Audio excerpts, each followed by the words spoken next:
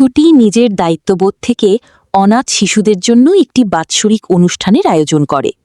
এই মহৎ উদ্যোগে উপস্থিত ছিলেন স্বর্ণলতা রায় ওয়েলফেয়ার ফান্ডের কর্ণধার অভিক এবং থাম্মি।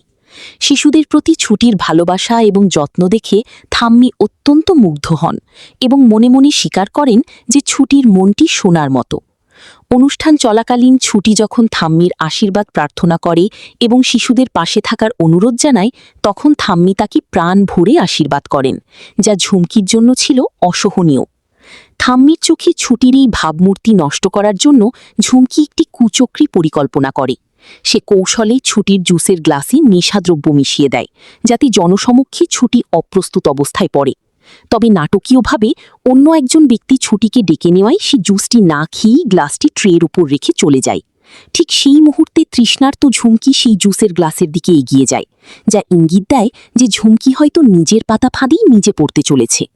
পরবর্তী পদক্ষেপ ও লক্ষণীয় বিষয়: ঝুমকি ভুলবশত নিজের মেশানো নেশাদ্রব্যযুক্ত জুস খেয়ে ফেলে কিনা তা পর্যবেক্ষণ করা। থাম্মি এবং ছুটির সম্পর্কের এই নতুন ইতিবাচক মোড় ভবিষ্যতে ঝুমকির অবস্থানের উপর কী প্রভাব ফেলে তা দেখা। অনাথ শিশুদের এই অনুষ্ঠানের মাধ্যমে